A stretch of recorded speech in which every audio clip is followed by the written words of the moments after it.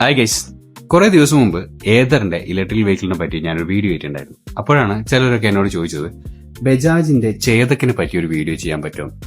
എന്റെ കസിന് ഏകദേശം ഒരു വർഷമായിട്ട് ഉപയോഗിക്കുന്ന ഒരു വണ്ടിയാണ് ബജാജ് 3503 എന്ന് പറയുന്ന ഈ ഒരു മോഡൽ. ഒരു വർഷമായിട്ട് എന്തൊക്കെയാണ് അവനും പിന്നെ ഈ വണ്ടി ചിലപ്പോഴൊക്കെ ഉപയോഗിച്ചുള്ള എന്റെ അഭിപ്രായങ്ങളാണ് ഞാൻ നിങ്ങളോട് പറയുന്നത്. ഒരു മെറ്റൽ ബോഡിയിൽ 1,35,000 രൂപയ്ക്ക് 5 വർഷം വാറന്റിയോടുകൂടി കിട്ടുന്ന ഒരു വണ്ടി. അതിൽ എന്തൊക്കെയാണ് ഗുണങ്ങൾ, ദോഷങ്ങൾ ഒക്കെ ഞാൻ നിങ്ങളോട് സംസാരിക്കട്ടെ. ഒരു വർഷത്തോളം ഇവൻ ഈ വണ്ടി ഓടിച്ചിട്ട് യാതൊരുവിധ കംപ്ലൈന്റും ഇവന് ഫീൽ ആയിട്ടില്ല. കാരണം വെച്ചാല് അവൻ ഈ വണ്ടി ഉപയോഗിച്ചിട്ടുണ്ട്. പിന്നെ അവന്റെ ഡെയിലി യാത്രകളും കാര്യങ്ങളൊക്കെ നടക്കുന്നുണ്ട്, ഡെയിലി വർക്കിന് പോകുന്നുണ്ട്. അങ്ങനെ ഒരുപാട് കാര്യങ്ങൾ ഇതിനെ കൊണ്ട് നടക്കുന്നുണ്ട്. ഏകദേശം അവൻ 2 ദിവസത്തിൽ കൂടിയിട്ട് ഒരു ദിവസമാണ് റീചാർജ് ചെയ്യുക. 3.5 കിലോ വാട്ടിന്റെ ബാറ്ററിയാണ് ഇതിൽ വരുന്നത്. ഏകദേശം 120 കിലോമീറ്ററോളം സഞ്ചരിക്കാൻ പറ്റുമെന്നാണ് അവൻ പറയുന്നത്. ഇതിന് പ്രധാനമായിട്ട് എനിക്ക് ഇഷ്ടപ്പെട്ട കമ്പാരിറ്റീവ്ലി ഈ ഏതർ റിസ്തയും ഈ ചേതക്കിന്റെ 3503 എന്ന് പറയുന്ന മോഡലും തമ്മിൽ എന്തൊക്കെയാണ് വ്യത്യാസം ചോദിച്ചാൽ, പ്രത്യേകം ഭംഗിയുടെ കാര്യത്തിൽ ഏറ്റവും മുന്നിൽ നിൽക്കുന്ന ഒരു വണ്ടിയായിട്ടാണ് എനിക്ക് പേഴ്സണലി ലുക്ക് വൈസ് ഇത് വളരെ ഇഷ്ടമാണ്. പക്ഷെ അവന്റെ അഭിപ്രായത്തിൽ അവൻ എല്ലാ രീതിയിലും ഈ വണ്ടി സാറ്റിസ്ഫൈ ആണ്. പക്ഷെ എനിക്ക് പറയാനുള്ള ചില കാര്യങ്ങൾ ആണ് ഞാൻ നിങ്ങളോട് പറയുന്നത്.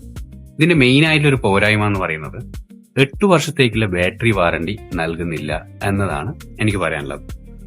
1,50,000 രൂപക്ക് ഏകദേശം 15,000 രൂപ കൂടുതൽ കൊടുത്തു കഴിഞ്ഞാൽ നമുക്ക് 8 വർഷം വാറണ്ടി ഇല്ല ഏതറിന്റെ റിസ്തി എടുക്കാം.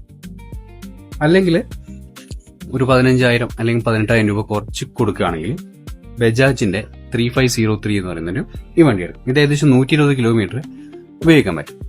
അവന് ഏകദേശം ഒരു മാസം 2 ദിവസത്തിലടക്ക് ചാർജ് ചെയ്യുകയാണെങ്കിൽ, ഞാൻ ഏകദേശം ഒരു 100 കിലോമീറ്റർ ഒക്കെ പെർ ഡേ ഓടുന്ന ആളായതുകൊണ്ട് എനിക്ക് ഡെയിലി ചാർജ് ചെയ്യണം. പക്ഷെ ഇവൻ ഏകദേശം 2 ദിവസത്തിനിടയിൽ ഇപ്പോ ഇന്ന് ചാർജ് ചെയ്യുന്ന നാളെ ചെയ്യില്ല, മറ്റന്നാളും ചാർജ് ചെയ്യുക. അങ്ങനെ ചാർജ് ചെയ്യുന്ന സമയത്ത് 450 രൂപയാണ് അവൻ ഒരു മാസം വരുന്നത്. ഏകദേശം 900 രൂപക്കും താഴെയാണ് 2 മന്ത് കൂടുമ്പോൾ KSEBിന്റെ ബില്ല് വരുമ്പോൾ ഇവന് അധിക തുകയായിട്ട് വരുന്നത്. ഇപ്പോ അവനെ സംബന്ധിച്ചുള്ള ഈ വണ്ടി ഓക്കെയാണ് എന്നാണ് അവന്റെ അഭിപ്രായം. പക്ഷെ എന്റെ ഒരു പേഴ്സണൽ ഒപ്പീനിയനില് 1,00,000 രൂപ അല്ലെങ്കിൽ 1,85,000 രൂപ കൊടുത്ത് ഏതെടുക്കുന്നത് 8 വർഷത്തെ വാറന്റിയോടെ എടുക്കുന്നത് എന്തുകൊണ്ടും നല്ലതാണ് കേട്ടോ.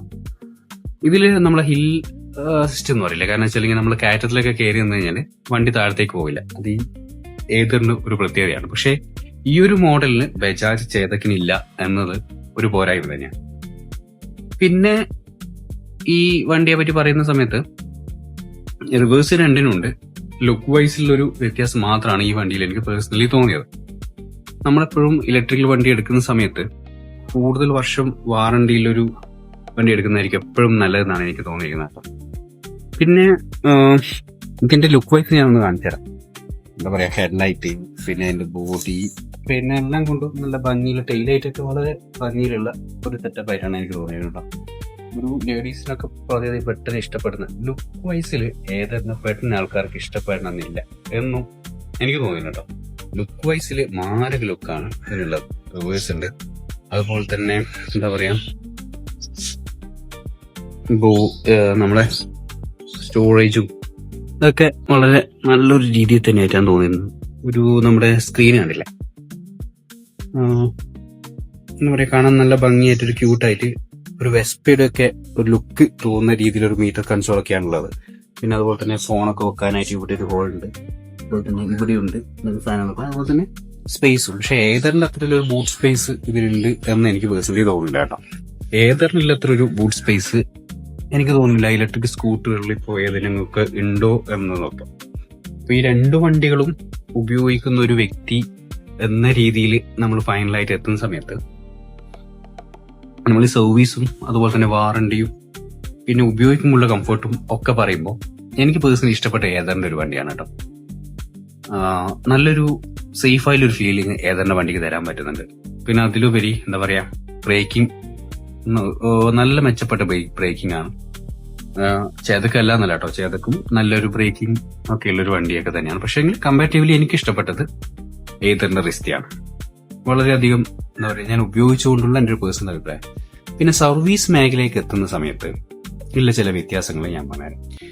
ഏതറിന് ഏകദേശം 750 രൂപ നമ്മൾ ഫസ്റ്റ് സർവീസ് തന്നെ കൊടുക്കണം. എന്തിനാണ് ആ ചാർജസ് എന്ന് അവരോട് ഞാൻ ചോദിച്ചപ്പോൾ അവർ പറഞ്ഞത് 750 രൂപ അവർ ചെക്കപ്പിനും പിന്നെ ബെൽറ്റ് ക്ലീൻ ചെയ്യുക അങ്ങനെ ചില കാര്യങ്ങൾക്കൊക്കെ വേണ്ടിയിട്ടാണ്. ഞാൻ 5000 കിലോമീറ്റർ ഓടിയിട്ടാണ് കേട്ടോ ഏതറിന്റെ ഫസ്റ്റ് സർവീസ് വരുന്നത്.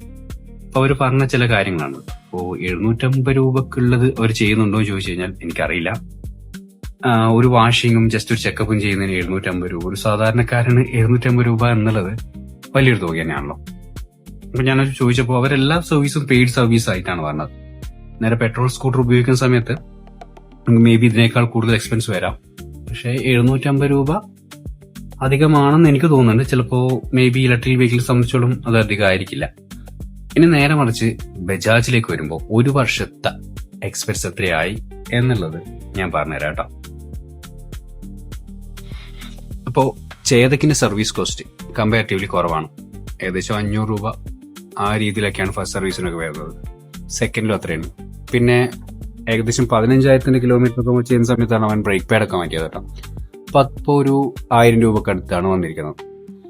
പക്ഷെ സർവീസ് കോസ്റ്റിന്റെ കാര്യത്തിലൊക്കെ മേ ബി ചേതക്ക് കുറവായിരിക്കും. എങ്കിലും എനിക്ക് പേഴ്സണലി ഡ്രൈവ് ചെയ്തിട്ട് പിന്നെ അതിൽ ഒരു വാറണ്ടി എന്നുള്ളൊരു ടേമും കൂടി വെച്ചുകൊണ്ട് സംസാരിക്കുമ്പോൾ എനിക്കിഷ്ടപ്പെട്ടൊരു കാര്യം എയ്തറാണ്. കാരണം വെച്ചാൽ എയ്തറിന്റെ ഒരു കംഫർട്ട് ഉണ്ട്, പിന്നെ അതിലൊരു പവർ ഉണ്ട്, ബെൽറ്റ് ഡ്രൈവ് ആണ്, പിന്നെ കുറേ കാര്യങ്ങളുണ്ടല്ലോ. ഒന്നും ബെൽറ്റ് ഡ്രൈവ് ആണ്. പിന്നെ സ്വിച്ചിന്റെ ഇതുപോലെ ഇങ്ങനെ പരന്ന് കിടക്കുന്ന കുറെ സ്വിച്ചസ് ഒന്നുമില്ല ഏതറിന്. ഇവിടെ കുറെ സ്വിച്ചസ് ഉണ്ട്, ഇവിടെയും കുറെ സ്വിച്ച് ഉണ്ട്, അങ്ങനെയൊന്നും ഉണ്ടാവില്ല. ഏതറിന് കുറച്ച് വളരെ കുറഞ്ഞ സ്വിച്ചുകളൊക്കെയാണുള്ളത്. അപ്പോൾ അതും ഞാൻ ഒന്ന് കാണിച്ചു തരാം കേട്ടോ നിങ്ങൾക്ക്. ഏതറിന് വരുന്നത് ഇവിടെ ഇങ്ങനെ സാധാരണ ബൈക്ക് സ്കൂട്ടേഴ്സിന് വരുന്നൊരു ഏരിയയും അതുപോലെ തന്നെ റിവേഴ്സും ഇതൊക്കെ ചെയ്യുന്ന ഒരു സ്വിച്ചും ഒക്കെയാണുള്ളത്. സാധാരണ ഒരു പെട്രോൾ സ്കൂട്ടറിന് വരുന്ന രീതിയിലൊക്കെയാണ്. പക്ഷെ ഇതിൽ എനിക്ക് ആ മൊഡ്യൂളിനൊക്കെ പോയി കഴിഞ്ഞാൽ വലിയ പൈസ ആയിരിക്കും വരും, പക്ഷെ പോയില്ലായിരിക്കും.